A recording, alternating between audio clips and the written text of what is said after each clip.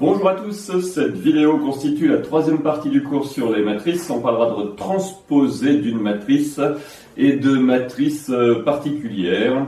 Matrices scalaires, diagonales, triangulaires, symétriques et antisymétriques. Vous avez vu que j'écris en bleu depuis le cours numéro 2, c'est dû à la taille du crayon noir. Dites-moi si c'est tout de même assez lisible. On y va. Alors, transposer d'une matrice. La définition est la suivante, soit A est une matrice dans MNP, donc N ligne P colonne, un coefficient dans K, je vous rappelle les notations. J'ai noté AIJ, c'est les coefficients, I varie donc entre 1 et N, J varie donc entre 1 et P. La transposée de A, hop, et la matrice nommée petit t, alors on met le petit t en haut à gauche. Il y a des notations plutôt à l'anglo-saxonne avec un grand T à droite. Les deux sont valables. On utilisera ici le petit t en haut à gauche. Alors, première chose à bien comprendre, si A est dans MNP, sa transposée est dans MPN. C'est-à-dire que le format change. Le nombre de colonnes devient le nombre de lignes et le nombre de lignes devient le nombre de colonnes. D'ailleurs, elle est définie par transposée de 1. Alors, j'ai commencé par ne pas prendre des IJ justement pour pas perturber la lecture. C'est A'KL.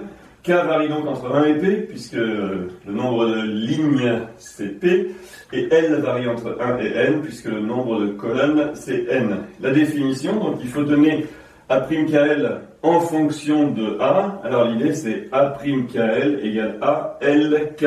Remarquez que LK existe, puisque L est entre 1 et N, et K est entre 1 et P. Donc ça existe. C'est certain des AIJ. Alors, bien sûr, on peut écrire aussi, c'est strictement identique, transposer de A égale, comme dans le polycopier. Alors, les indices KL étant muets, on peut les reprendre à IJ, mais il faut faire attention. Dans ce cas-là, si vous utilisez des indices IJ à la fois pour A et pour transposer de A, ils n'auront pas le même domaine de variation.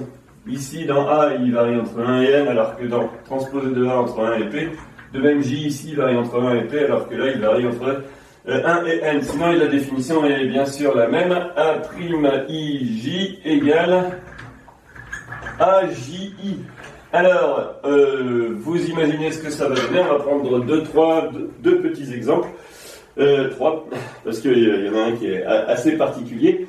Enfin bon, vous avez compris, ça remplace les lignes par les colonnes. Je vous ai donc dit 3 petits exemples.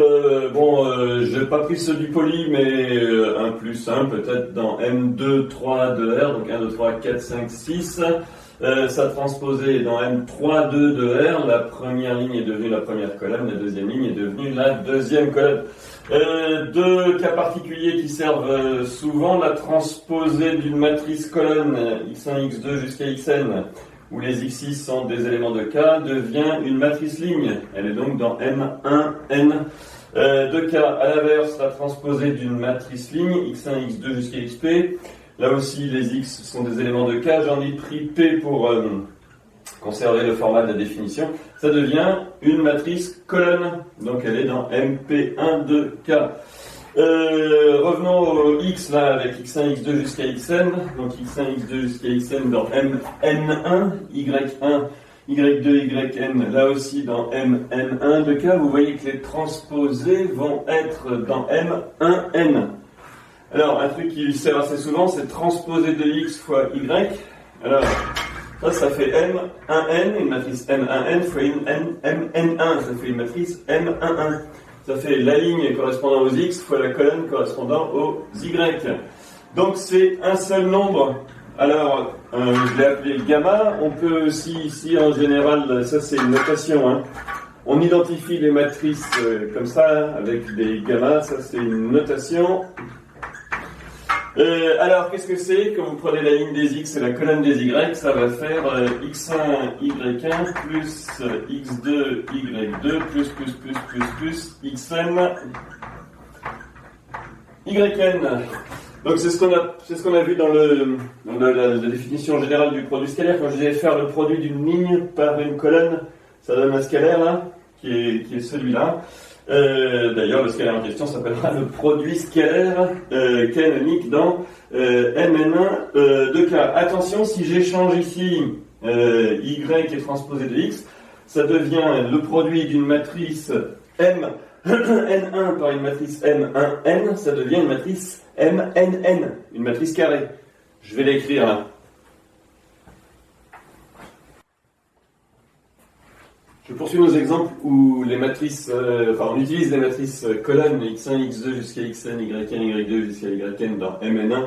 Je reviens un instant sur ce qu'on a fait juste avant. Quand j'écrivais transposé de x fois y, attention, ne pas confondre, c'est pas la transposée de x fois y. Hein. On prend une priorité des opérations, la transposée prioritaire sur le produit. Là, c'est le produit qui est là. Donc ça veut dire ça. Et bon, je vous ai rappelé que transposé de x, c'est une matrice ligne, y c'est une matrice colonne, et le produit c'est une matrice 1, 1, un seul scalaire. Au contraire, regardez x fois transposé de y. Alors x, c'est dans Mn1, transposé de y. Là aussi, ça veut dire le point qui fait le rien qui n'est là, c'est un produit. La transposée de y, c'est dans M1n, donc le tout, ça sera Mnn. Ici, j'ai fait les petits schémas, le truc un peu plus graphique où x1 est remplacé par sa colonne, y2, yn par sa ligne. Vous voyez que la première colonne du résultat, c'est x1 fois la première colonne, donc x1, y1, x2, y1, xn, y1. La deuxième colonne du résultat, c'est x2 fois cette colonne, donc x1, y2. Et puis la dernière colonne, xn fois le x, là, donc x1, yn, x2, yn. Si on veut...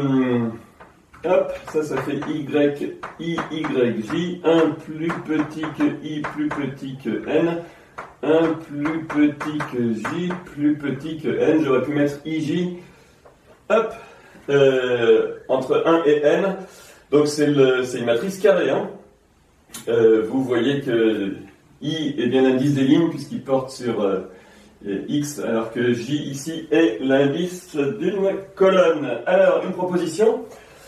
Quel est le lien entre la transposition, qui est une nouvelle opération sur les matrices, et celle que l'on connaît déjà? Alors, voilà les trois plus importantes. Pour tout A appartenant à MNP de K, la transposée de la transposée de A, c'est A. Bon, ça c'est assez clair. Ça échange les lignes et les colonnes, ça aussi. Donc les lignes redeviennent les lignes, les colonnes redeviennent les colonnes. Et la transposée de la transposée, c'est la matrice initiale. Ce qui est assez clair aussi, c'est que pour tout AB dans MNP, donc deux matrices NP, deux scalaires lambda et mu, quand on transpose une combinaison linéaire, c'est la combinaison linéaire des transposés. Vous voyez là, ça fait lambda A plus mu B, ça produit, ça change les colonnes en lambda celle de A plus mu fois celle de B. Quand on transpose le tout, la ligne va devenir lambda fois celle de A plus mu fois celle de B. Il est pareil donc de faire une combinaison linéaire sur deux matrices puis la transposer, ou alors transposer chaque matrice et faire la même combinaison. On dit pour le 2 que la transposition est linéaire. La transposition est linéaire. Le 3, c'est sans doute le plus piégeux parce que de toute façon, dès qu'il y a produit matriciel, il y a un problème de format. Donc prenons deux matrices, une dans MNP et l'autre dans MPQ. Alors on peut les multiplier, AB existe parce que les formats sont compatibles. Et le produit, ce sera une matrice de format NQ. Alors la transposée de cette matrice existe, mais attention, ce n'est pas transposé de A fois transposé de B, c'est transposé de B fois transposé de A. Attention, là encore, j'ai pas écrit le fois. On l'écrit le moins souvent possible, mais c'est un produit, bien sûr. Donc vous voyez que quand on transpose un produit, c'est le produit des transposés dans l'autre sens. Alors, je fais la preuve de ça, en tout cas de 3, puisque 1 et 2 sont assez clairs. Voilà la preuve, ou plutôt l'épreuve de nos propriétés. Alors, 1 et 2, on a dit, sont assez clairs. Je vous laisse le faire. Vous introduisez les notations qu'il faut. Et dont je vais reparler d'ailleurs dans 3. Alors 3, c'est la plus délicate, on va la faire ensemble, soit A est matrice dans MNP de K, B dans MPQ de K. Alors, les notations, je n'ai pas tout écrit parce que ça prend beaucoup de place. J'appelle AIJ les coefficients de A et A'IJ les coefficients de transposé de A, comme dans la définition deuxième version. J'appelle BIJ les coefficients de B et donc B'IJ les coefficients de transposé de B. Alors, une première remarque sur la compatibilité pour la multiplication de A et de B. Vous voyez que A c'est une matrice de format NP, B une matrice de format PQ, donc AB existe et c'est une matrice de format NQ. Sa transposée sera donc une matrice de format QN. On peut l'écrire, alors j'ai écrit gamma prime IJ, j'appelle gamma IJ les coefficients de AB et donc gamma prime IJ les coefficients de transposé de AB. Alors avec cette notation transposée de AB, c'est gamma prime IJ, I variant entre 1 et Q, J variant entre 1 et N. Ou qu'est-ce que c'est que gamma prime IJ? Eh bien, c'est gamma J si gamma IJ sont les coefficients de la matrice AB. Alors, gamma JI, c'est la somme pour K égale 1 jusqu'à P des A, JK, BKI. Attention, hein. Alors, voilà pour les coefficients de la matrice transposée de AB. Intéressons-nous à transposé de A fois transposé de B. Transposé de B, c'est une matrice de format QP. Transposé de A, c'est une matrice de format PN. Donc, bonne nouvelle, le produit est possible et ça va former une matrice de format QN. Donc, on peut lui donner un nom à ces coefficients. Je les ai appelés delta IJ, I variant entre 1 et Q, comme ici. J variant entre 1 et N, comme ici. Et alors, qu'est-ce que c'est que ce gamma IJ? Avec les notations que je vous ai citées, et en suivant la formule de la multiplication, c'est la somme pour K égale 1 jusqu'à P des B'IK, A'KJ, où B', c'est les coefficients de transposé de B, et A', les coefficients de transposé de A. Mais ça fait la somme pour K égale 1 jusqu'à P. Ça fait les BKI. Et ça, c'est les AJK. Alors, qu'est-ce que vous remarquez que ça, là, c'est ça. Autrement dit, quel que soit IJ appartenant à 1Q fois 1N, gamma prime IJ, c'est delta IJ. On peut conclure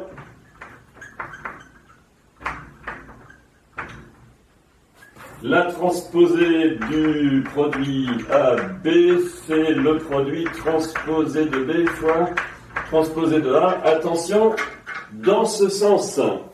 Alors, je rajoute des propriétés concernant la transposition et les matrices carrées tout de suite.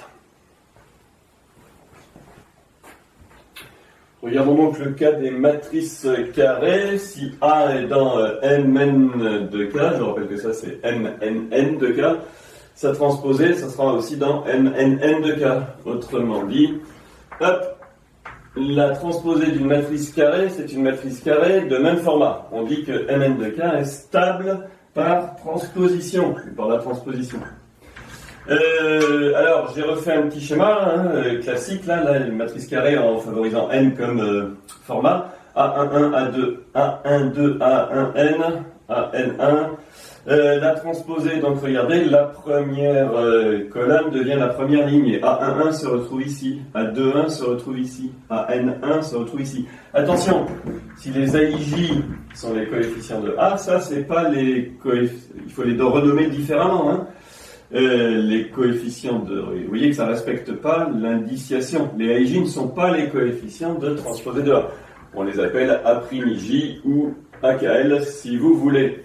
Ce qui doit aussi vous regarder, hop, sauter aux yeux, c'est que les coefficients qui sont sur la diagonale, eux, ne changent pas.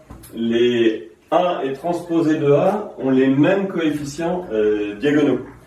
C'est en miroir comme ça autour de la diagonale. Alors, une proposition sur les matrices inversibles et la transposition. Vous savez que dans les matrices carrées, une matrice peut ou non être inversible. Alors, la proposition est la suivante. A est inversible si et seulement si transposé de A est inversible. Ce qu'on peut écrire comme dans le polycopier, A est dans GLN de K, groupe linéaire hein, d'indice M, si et seulement si, sa transposée est aussi. De plus, dans ce cas, transposé de A a un inverse, eh bien c'est la transposée de l'inverse de A. Alors, je vous laisse regarder la preuve, mais elle tient à mon avis en une ligne, hein, c'est que là j'ai écrit la condition d'inversibilité de A, c'est l'existence d'une matrice AB telle que AB égale BA égale IN. Alors ça équivaut à l'égalité des transposés. Transposé de B fois transposé de A égale transposé de A fois transposé de B égale transposé de IN. Mais la transposée de IN, il est assez simple de voir que c'est IN. Donc vous voyez que si A est inversible, B existe. Et donc transposé de A est inversible puisqu'il existe une matrice qui multiplie à gauche et à droite par N fait IN. De plus, l'inverse de transposé de A, c'est transposé de B, ou B est l'inverse de A. Et on a ça. Alors, pour la réciproque, si le bas est vrai, alors on peut s'amuser à l'appeler différemment de transposé de B, là, hein, cette matrice. Vous l'appelez B'. Il existe une matrice B' telle que B' transposé de A fois transposé de A fois B' égale IN. En transposant tout, vous allez ici avoir transposé de B', transposé de B' qui est l'inverse de A. Une remarque, j'ai utilisé, mais ça c'est vrai pour toute matrice, hein, M1 et matrice M1 égale une matrice M2 si et seulement si, ils ont la même transposée. Hein. Transposé de M1 égale transposé de M2. Ça c'est valable dans MNP. Deux matrices égales sont égales si et seulement si leurs transposées sont égales, ce que j'ai utilisé là. Bon, voilà pour la transposition. On passe au point 1.5 qui énumère un certain nombre de matrices particulières qu'il faut connaître. Alors, le point est assez marginal. Matrice scalaire, on dit aussi matrice d'homothétie. Dans ces cas-là, on met un S à matrice d'homothétie. Alors, il s'agit des matrices de la forme lambda fois IN. Ce sont donc des matrices carrées, hein, NN, où lambda appartient à K. Vous voyez que c'est l'ensemble de ces matrices, c'est K fois IN, c'est la droite vectorielle engendrée par IN dans Mn de K. Donc l'ensemble de ces matrices est un sous-espace vectoriel de Mn de K, puisque c'est la droite vectorielle engendrée par IN. De plus, alors IN en fait partie, ton lambda égale 1. Et c'est stable par multiplication, puisque quand on multiplie deux matrices de ce type, il vient lambda mu fois IN. Autrement dit, on peut dire que c'est une sous-algèbre de Mn de... donc sous-espace vectoriel avec sous-anneau en fait, hein, donc finalement sous-algèbre de Mn de K plus fois point. Alors, les matrices diagonales, là encore, ce sont des matrices carrées. Mais cette fois, il s'agit des matrices de la forme, alors toujours dans Mn de K, où la diagonale peut être occupée par des scalaires distincts. Donc lambda 1, lambda 2, lambda n, où lambda 1, lambda 2 jusqu'à lambda n appartient à K exposant n. Alors la question qu'on va se poser, c'est la même. Est-ce que les matrices diagonales forment une sous-algèbre de Mn de K plus fois? On va d'abord donner une notation, diag, puis répondre affirmativement à cette question.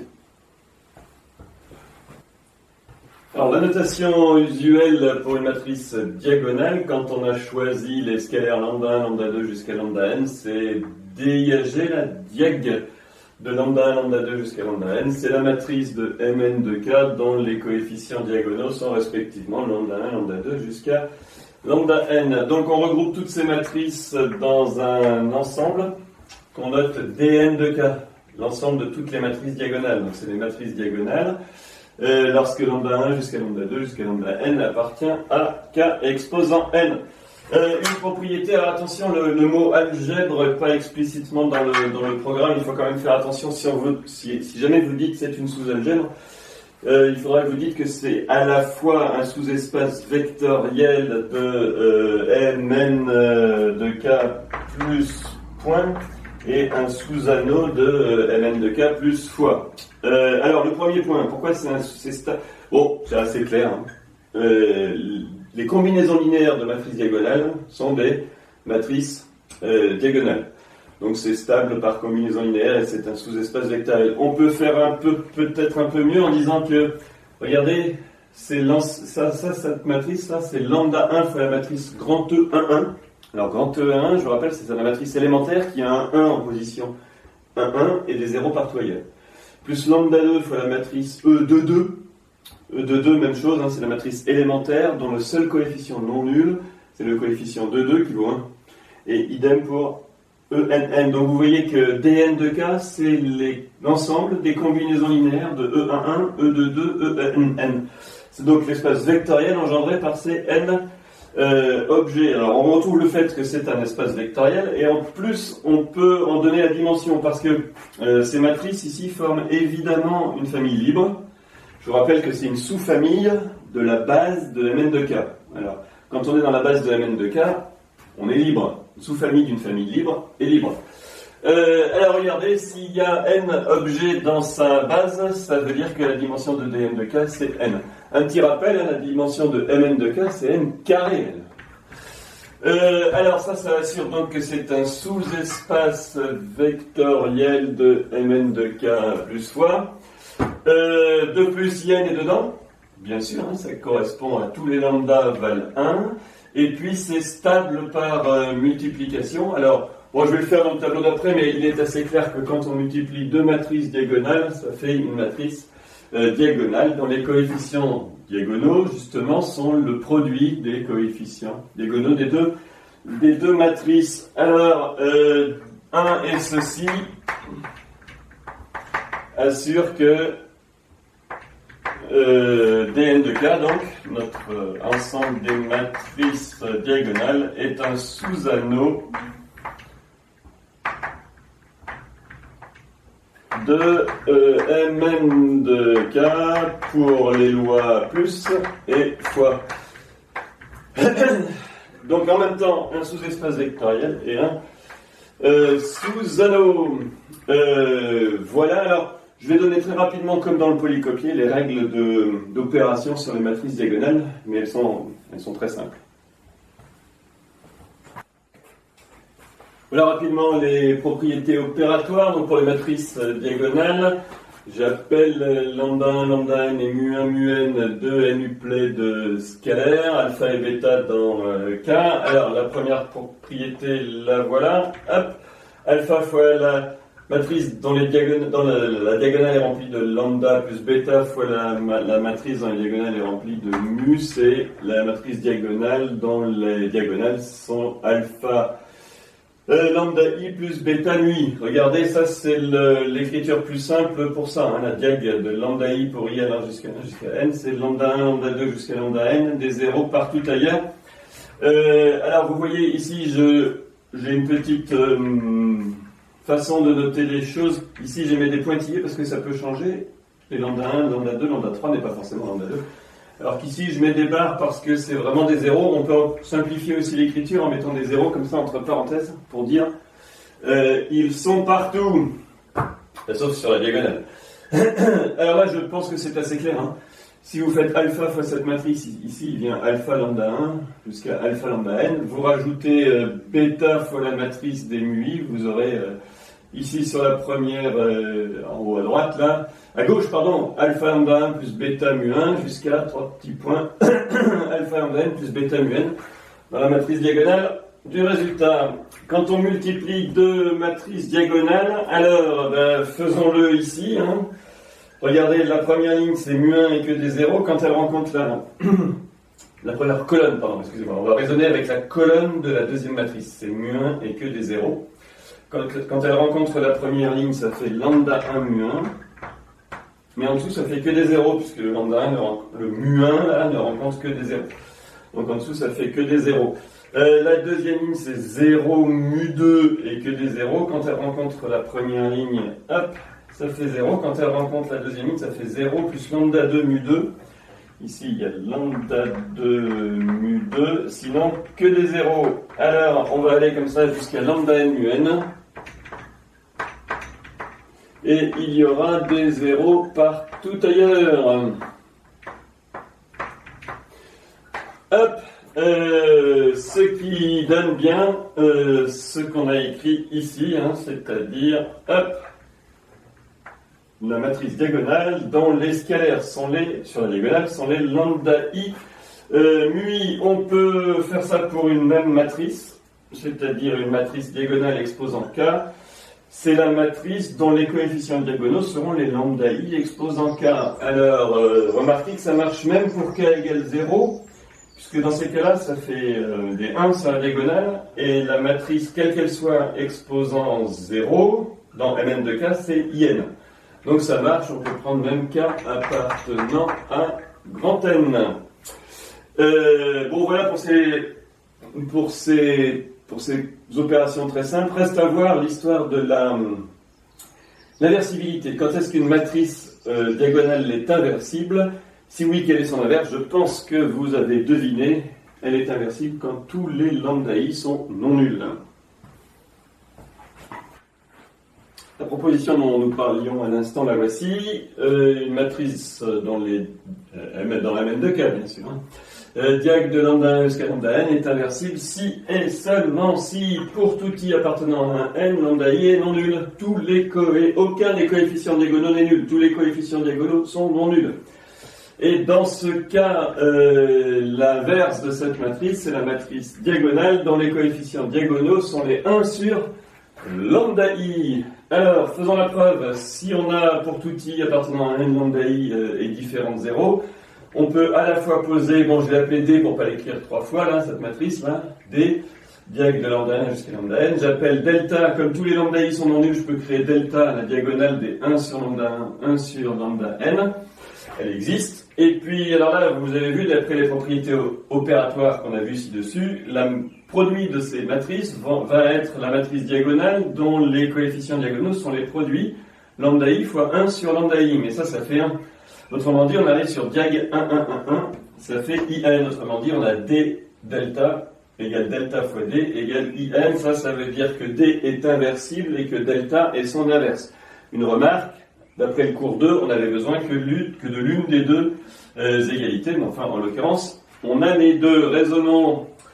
Au contraire, s'il y a un lambda k qui est nul, un des lambda k qui est nul, alors regardez, ici vous avez D qui a à la fois une colonne, hop, ici, complètement nulle, et une ligne complètement nulle, en l'occurrence la km. Alors, pour toute matrice B de Mn de k, si je multiplie D par B, vous voyez que la km ligne du résultat va être nulle. De même, si je multiplie une matrice B par D, la kème colonne est issue de la multiplication de B par cette colonne-là, donc ça va être nul. Donc aucune matrice DB ou BD ne peut être égale à IN. Ça veut dire que D n'est pas inversible. Et D n'est pas inversible. Alors, attention, je n'ai pas tout à fait tout écrit. Vous voyez que là, il manque la phrase D est inversible et son inverse est delta. Là, il manque la phrase D n'est pas inversible. Mais je pense que ça finit la preuve. Remarquez qu'une condition suffit pour conclure. Hein. Si aucune matrice DB ne peut être IN, la matrice n'est pas inversible. Même chose, si aucune matrice BD ne peut être IN, notre matrice D n'est pas inversible. Conclusion, on a bien une condition nécessaire et suffisante d'inversibilité des matrices diagonales. Alors, on va passer aux matrices triangulaires. On en a déjà rencontré. C'est les matrices qui ont des coefficients nuls sur tout un triangle, en général le triangle strictement inférieur, en bas à gauche. On poursuit notre description des matrices particulières parmi les matrices carrées. Alors, les matrices triangulaires, soit A une matrice carrée NN, je l'appelle AIJ. Alors vous voyez, j'ai simplifié, hein, j'ai pris la notation I,J entre 1 et N pour éviter d'écrire 1 plus petit que i plus petit que n, et en dessous 1 plus petit que j plus petit que n. On dit que A est triangulaire supérieur si et seulement si, pour tout couple IJ de 1n carré, I plus grand strict que J implique que AIJ est nul. Ça veut dire que tous les coefficients qui ont un indice de ligne plus grand qu'un indice de colonne est nul. Autrement dit, tous les coefficients qui sont dans le triangle inférieur strict, là, la zone où I, indice des lignes, est plus grand que J, l'indice des colonnes, est nul. Alors, le Poli introduit la notation TNS et TNI pour triangulaire supérieur, triangulaire inférieur. Disons, simplifions TN. On notera ici Tn de K, l'ensemble des matrices triangulaires supérieures. Donc, toujours pour A appartenant à Mn de K, bien sûr. A est dans Tn de K si et seulement si elle est de la forme, alors, des scalaires ici, hein, bien sûr. Et des zéros sur le triangle inférieur. Alors, la définition est la même. Hein. On dit que A est triangulaire inférieur, si et seulement si. Cette fois, c'est I strictement plus petit que J qui implique que AIJ est nul. Alors, les triangulaires inférieurs ont, au contraire, ici, tout le triangle supérieur rempli de zéros. Alors, on va voir que Tn, on va s'intéresser au supérieur hein, dans la suite. Tn de K forme là aussi une sous-algèbre de Mn de K. Voici la proposition annoncée. Tn de K est une sous-algèbre de Mn de K. Faisons la preuve. Alors d'abord, Tn de K est un sous-espace vectoriel de Mn de K plus point. Alors, on peut le faire directement en disant toute combinaison linéaire de matrice triangulaire supérieure est une matrice triangulaire supérieure. Ça, c'est assez clair. Ici, je suis allé peut-être un peu plus loin pour avoir la dimension. C'est l'espace vectoriel Tn de K, j'entends. Hein, l'espace vectoriel engendré par les EIJ, où I est plus petit que J. Parce que je vous rappelle que dès que I est strictement plus grand que J, c'est 0. Donc il n'y a pas besoin de ces EIJ-là pour décrire les matrices de Tn de K. On n'a besoin que des combinaisons linéaires, des EIJ où I est inférieur ou égal à J. Alors je vous ai rappelé en bas ce que ça signifie ça. La matrice E11, c'est la matrice élémentaire avec un 1 en haut à gauche et des 0 partout ailleurs. J'aurais pu l'écrire plus rapidement, mais je tenais à vous montrer que c'est une matrice triangulaire. La matrice E22, c'est 0, 1 sur la diagonale et des 0 partout ailleurs, mais elle aussi, elle est triangulaire supérieure. La matrice E1, 2 est triangulaire supérieure. Là, j'y suis allé peut-être un peu plus vite.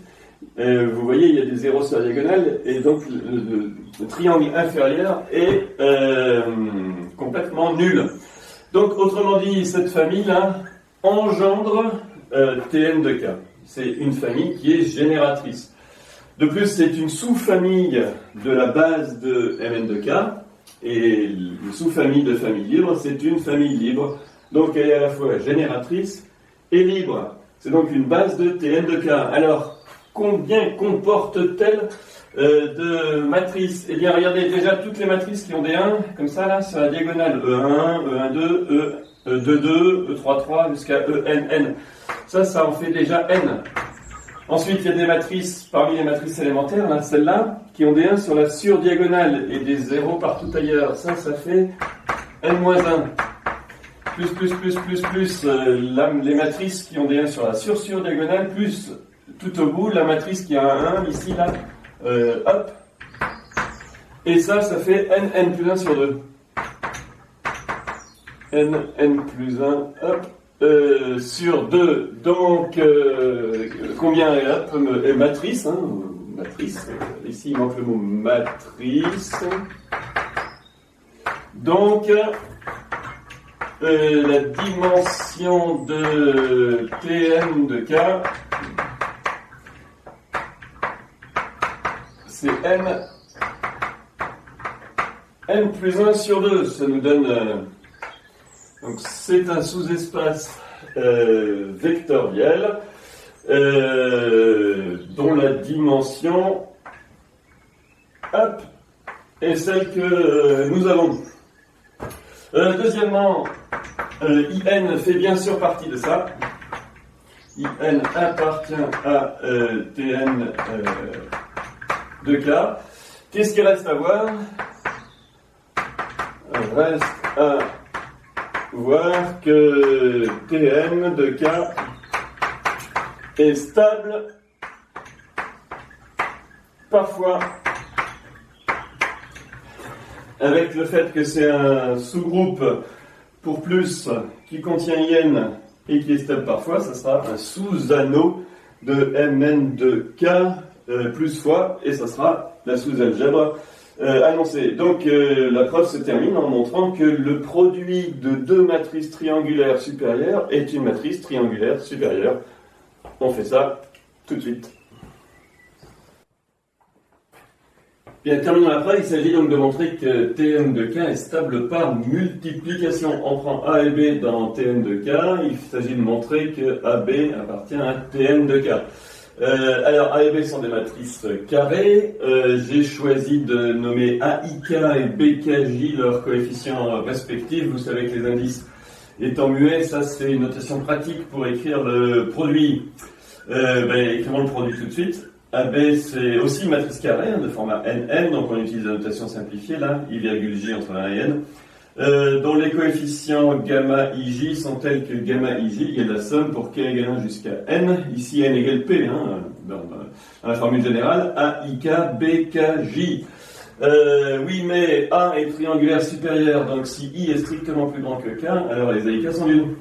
Et de même, B est triangulaire supérieur, donc si K est strictement plus grand que J, alors BKJ égale 0. Alors, il faut montrer que les gamma IJ sont nuls pour I strictement plus grand que J. Alors, supposons-le, I strictement plus grand que J, prenons un cas quelconque entre 1 et N.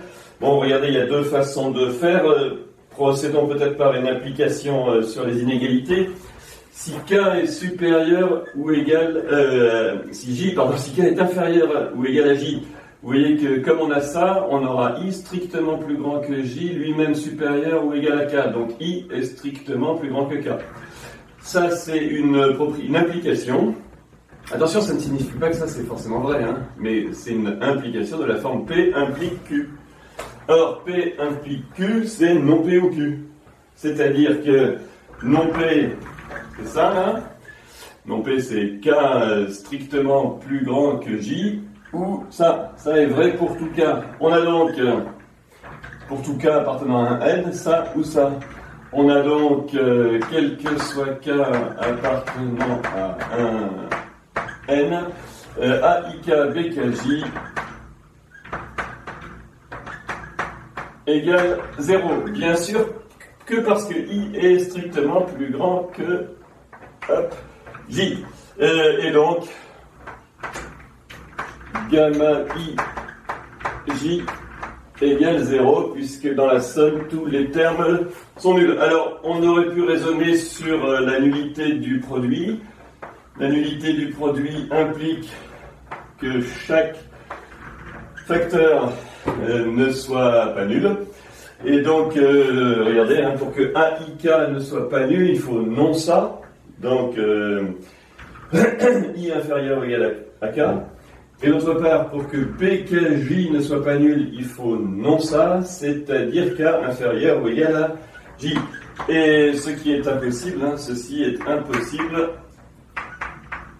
Impossible pour I strictement plus grand que J. Alors, à retenir donc, le produit de deux matrices triangulaires supérieures est une matrice triangulaire supérieure. Ce qui termine la preuve, Pn de K est une sous-algèbre de Mn de K. On termine l'étude des matrices carrées particulières en parlant de matrices symétriques ou antisymétriques. Alors, soit A, une matrice dans Mn de K, une matrice carrée Nn, on dit qu'elle est symétrique si et seulement si, transposée de A égale A. On dit qu'elle est antisymétrique si et seulement si, sa transposée, c'est son opposé. Vous voyez que si on appelle AIJ les coefficients de A, cette égalité s'écrit AJI égale AIJ. Et celle-ci s'écrit AJI égale moins AIJ.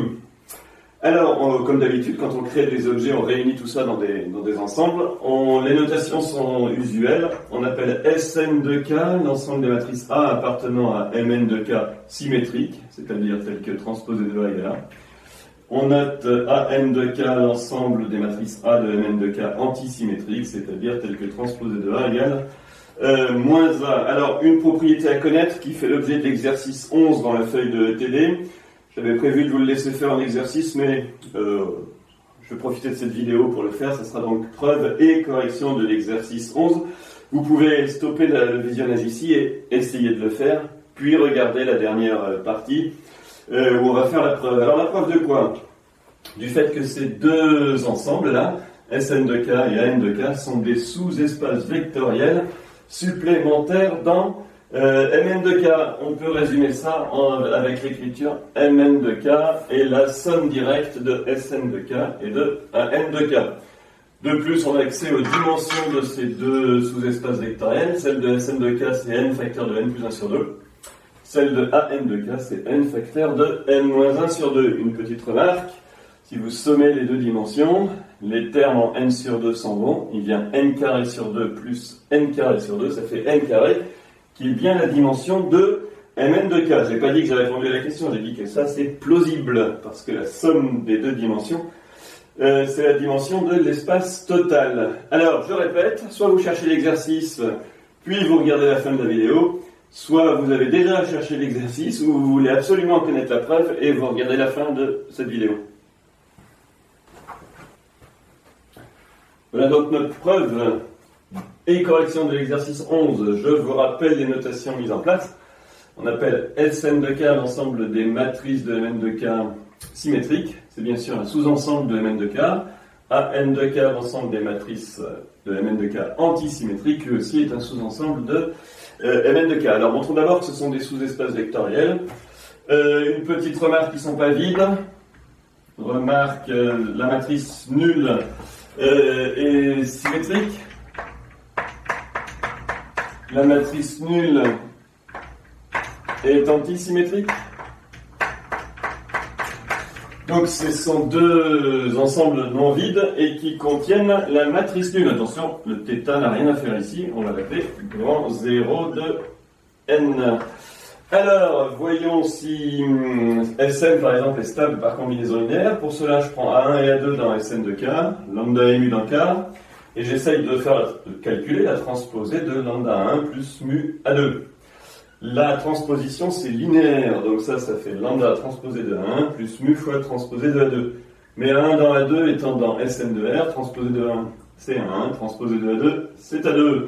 Conclusion, la transposée de la matrice lambda 1 plus mu A2, c'est elle-même, ce qui assure que cette matrice est dans Sn de K. On a démontré que Sn de K est non vide et stable par combinaison linéaire. C'est un SV de Mn de K. Alors vous voyez que c'est pareil, hein, de même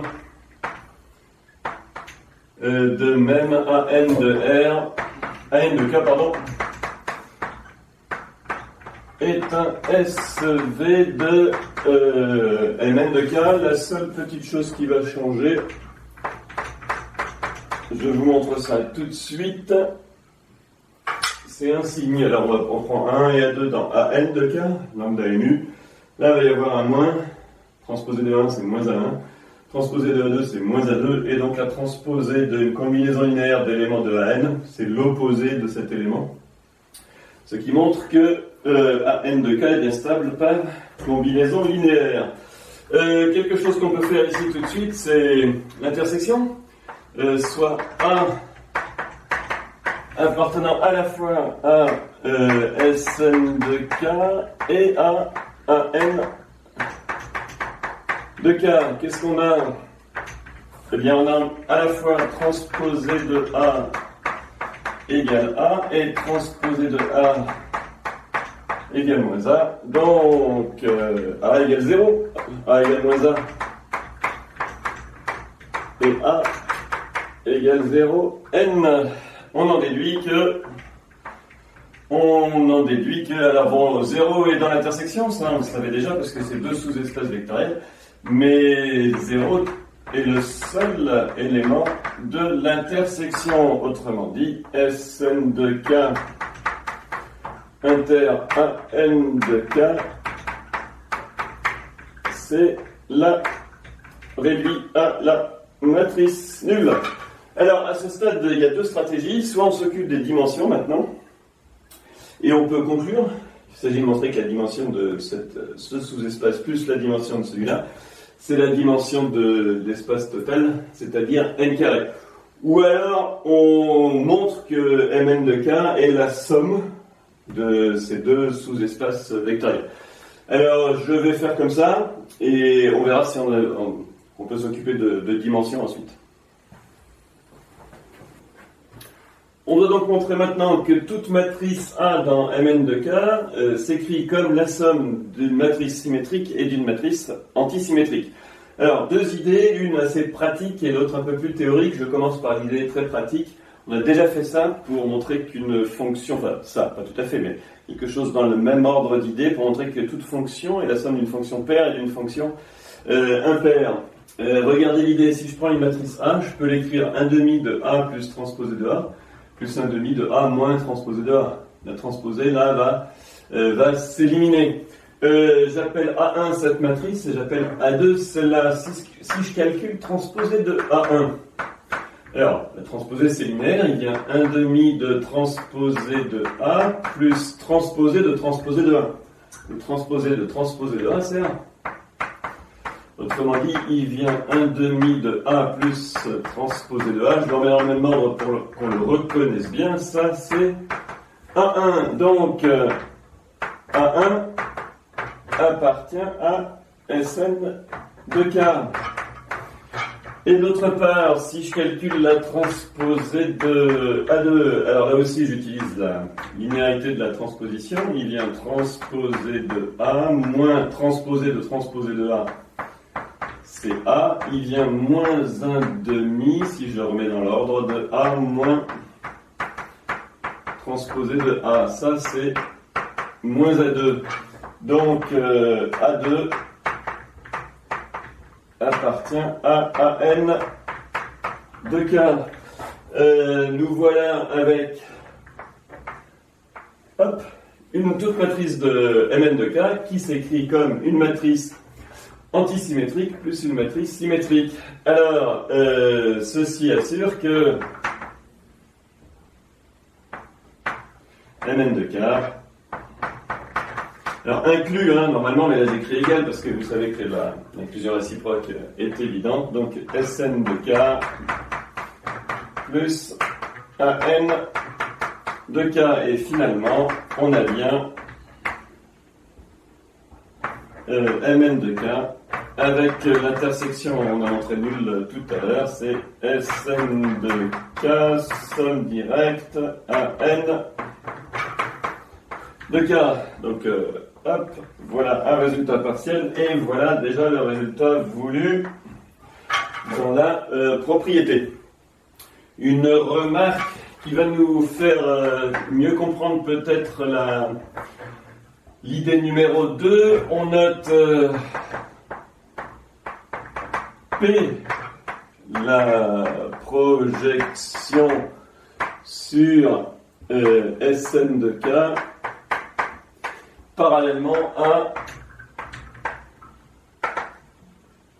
son supplémentaire ici, enfin un de ses supplémentaires en tout cas, parallèlement à An de k. Et vous savez que dans ces cas-là, la projection associée, c'est l'identité de Mn de k moins q. Alors, qu'est-ce que c'est que P? P, c'est l'application linéaire, bien sûr, qui va de Mn de k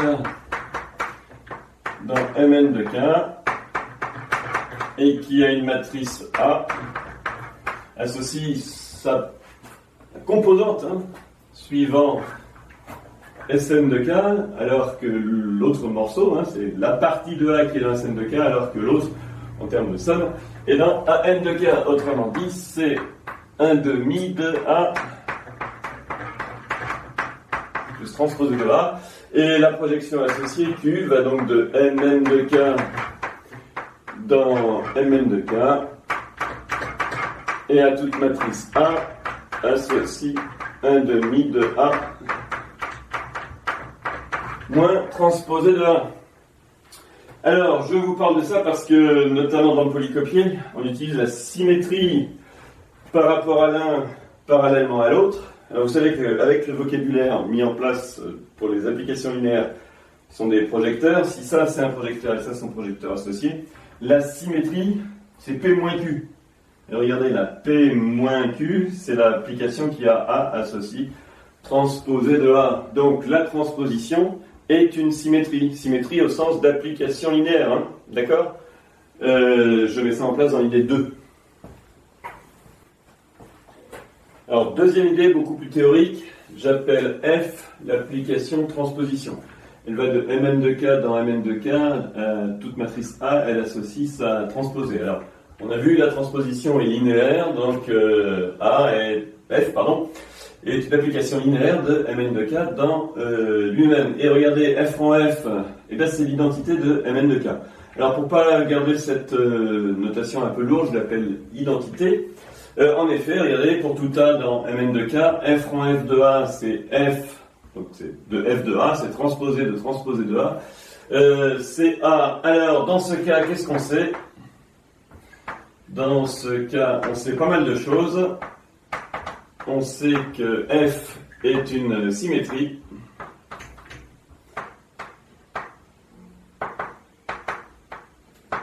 C'est la symétrie. C'est la symétrie. Alors, par rapport et parallèlement, par rapport au noyau de F moins identité, parallèlement à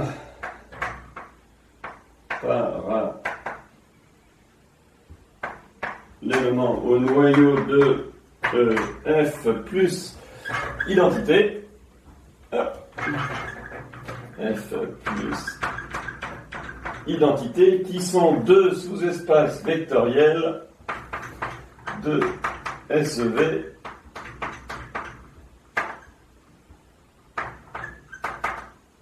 supplémentaires. Or ici, pour A dans Mn de K, regardez qui sont les éléments du noyau. A appartient au noyau de F moins identité, si et seulement si F de A moins A égale 0n, ça c'est si et seulement si, transposé de A moins A, F de A égale A, ici on va mettre hop, F de A égale A, vous avez vu, 1, hop, et ça c'est transposé de A, égale A, et A appartient au noyau de F plus identité, si et seulement si F de A égale moins A, c'est-à-dire si et seulement si, transposé de A égale moins A. Autrement dit, le noyau de F moins identité, c'est Fn de K, et le noyau de F plus identité, c'est un n de K. Et tout ça permet de conclure, hein, puisque ici, ça c'est deux sous-espaces vectoriels supplémentaires, ces deux choses-là. Et hop, voilà. Alors, je reviens pour justement faire le lien entre les deux idées. On va faire le lien entre les deux idées et avoir une vision presque géométrique de la situation. Regardez, si je représente Mn de K comme le plan, Sn de K et N de K sont deux sous-espaces supplémentaires. Alors là, je les ai représentés comme des droites, évidemment, c'est pas réaliste, hein. Sn de K, celle-ci, et An de K, celle-là. Si on prend une matrice A, on peut la voir aussi comme un vecteur. Et dans ces cas-là, on avait vu que ça transposait, c'était f de a, hein, transposé de a égale f de a, c'est sa symétrique par rapport à Sn de k parallèlement à n de k.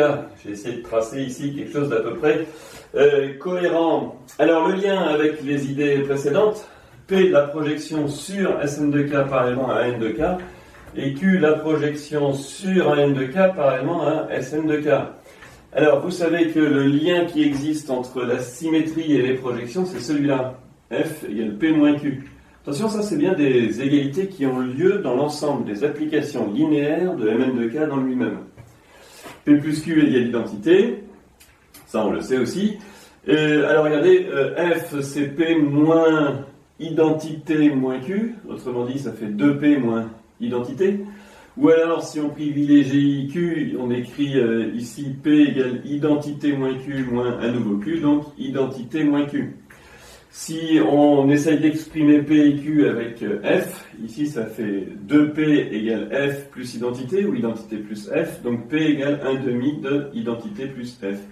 Et là, Q égale 1 demi de identité moins F. Alors attention, hein, sur le bord ici, là, sur la partie droite du tableau, il s'agit bien d'égalité entre applications linéaires. Maintenant, ici, si je traduis ça en évaluant en des matrices, ça fait 1 demi de, ouvrez la parenthèse, identité appliquée à A, ça fait bien A, plus F appliqué à A, mais ça c'est transposé de A.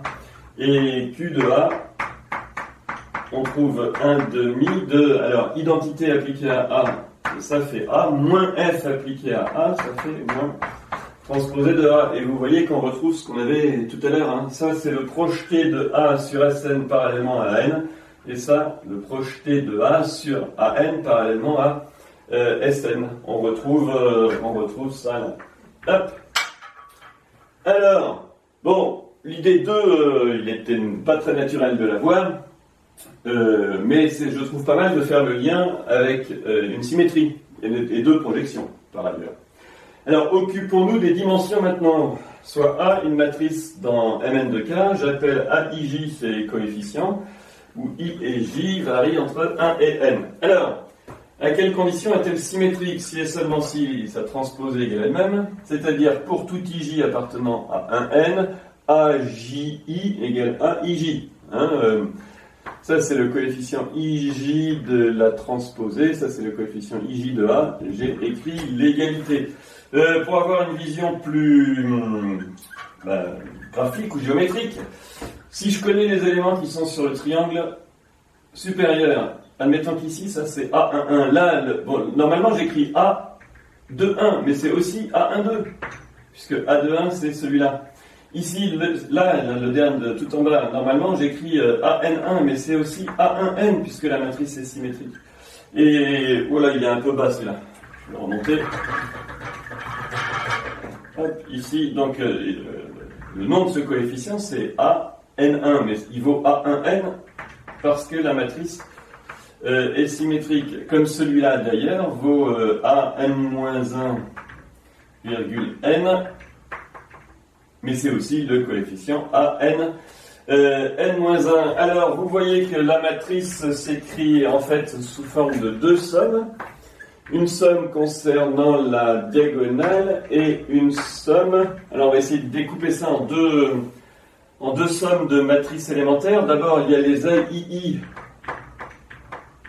EII. Ça, c'est pour I allant de 1 jusqu'à N. Je vous rappelle que EIJ est la matrice qui a des zéros partout, sauf un 1 en la position IJ. Donc là, ça, la matrice, ça fait A11 fois la matrice E11 plus A22 fois la matrice E22, etc. Représenté par cette somme. Et puis ensuite, ici, regardez, ça va par couple. C'est A11 fois ça, là. Alors ça, c'est E11 plus E21. Alors, ça, on peut s'écrire 1 plus petit que I, strictement plus petit que J, inférieur ou égal à N, de EIJ plus EJI.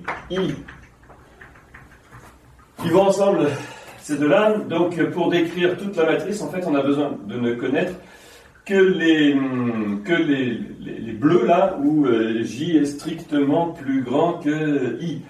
Alors, ici, en fait, on a une famille génératrice de Sn de K. On va montrer facilement que c'est une base et donc avoir la dimension de Sn de K.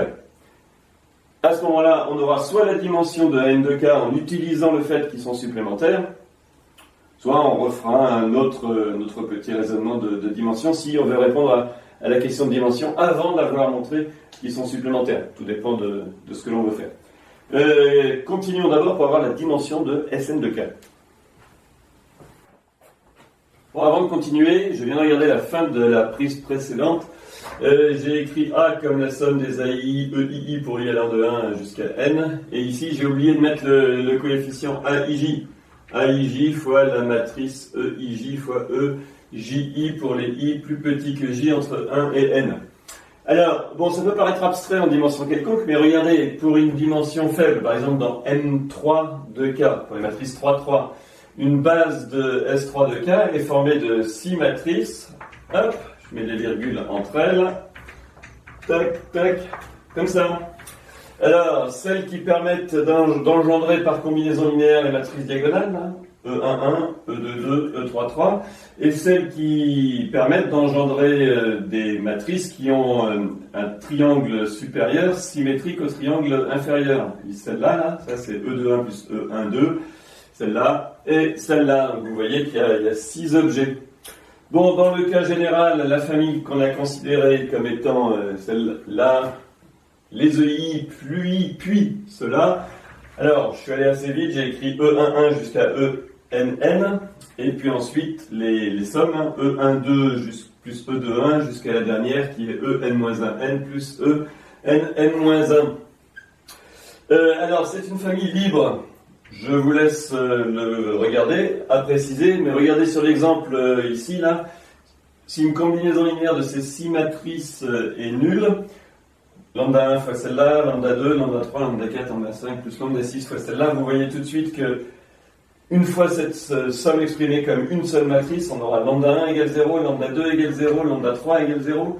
Là, il y aura lambda 4 deux fois, mais comme la matrice somme, résultat, pardon, elle est complètement nulle, ça fait lambda 4 égale 0, puis lambda 5, puis lambda 6. Bon, dans le cas général, c'est pareil, c'est une famille libre, je vous laisse l'écrire. On a vu que c'est génératrice de Sn de K, donc c'est une base de Sn de K. Alors, là encore, dans le cas général, ça peut paraître un peu délicat à compter, mais il y a combien de matrices dans cette famille? Autant qu'on peut mettre de 1 sur la diagonale pour les premières, là. Ça fait déjà n. Puis celle-là, combien y en a-t-il? Eh bien, autant qu'on peut mettre de 1 sur la surdiagonale. Tac, tac, tac. Puis autant qu'on peut en mettre de 1 sur la sur-surdiagonale. Donc ici, toutes celles-là là, seront en nombre n-1 plus n-2 plus 3 petits points plus 1. C'est-à-dire n facteur de n plus 1 sur 2. Donc, dimension de Sn de K, c'est n plus 1 sur 2, comme prévu. Alors, si on a Sn de K en somme directe avec n de K, pour former Mn de K, la dimension de An de K, c'est la dimension de Mn de K. Je vous rappelle que ça c'est n carré. Hein, ça c'est dimension, ça c'est n carré, moins ce qu'on vient de trouver, c'est-à-dire n plus 1 sur 2, et ça fait n facteur de n moins 1 sur 2. Alors, on aurait pu aussi faire un raisonnement direct sur An de K en essayant de trouver une famille à la fois libre et génératrice. C'est là-dessus qu'on va conclure tout de suite donc. Alors terminons cette vidéo avec une étude directe de la dimension de An de K. J'ai pris une matrice A dans Mn de K dont j'ai appelé AIJ les coefficients I et J variant entre 1 et n. Je vous rappelle qu'à la place de ça, vous pouvez écrire couple IJ appartenant à 1 n carré, c'est pareil. Alors, à quelles conditions A est-elle antisymétrique? C'est seulement si transpose de A égale moins A, c'est-à-dire c'est seulement si pour tout IJ dans un n carré, donc AJI égale moins AIJ. Le moins par rapport à tout à l'heure est ici. Ça peut s'exprimer en distinguant deux cas. D'abord, le cas I égale J. Alors ça fait AII égale moins AII. Ça signifie que les termes diagonaux sont nuls. Donc, dans une matrice antisymétrique, les termes diagonaux sont nuls. D'autre part, comme tout à l'heure, la connaissance du triangle supérieur, là, où I est strictement plus petit que J, permet de trouver les autres. AJI, c'est l'opposé de AIJ. C'est-à-dire qu'une matrice est antisymétrique seulement si elle est de la forme suivante, donc A égale D0 sur la diagonale. Ici, le terme A de 1, je vais bien écrire le terme A de 1, mais le terme A de 1 vaut moins A1,2. Là, je vais bien écrire le terme AN1, mais il vaut moins A1N. Là, j'écris le terme AN, puisque je suis sur la ligne N et N-1, mais c'est l'opposé du terme AN-1N. Attention, AN-1N. Hop. Exemple. On veut... exemple d'une matrice antisymétrique, mais exemple général, toutes les matrices antisymétriques ont cette forme. Alors, si on veut une base, prenons déjà, comme tout à l'heure, une taille assez réduite. On se place dans A3 de K.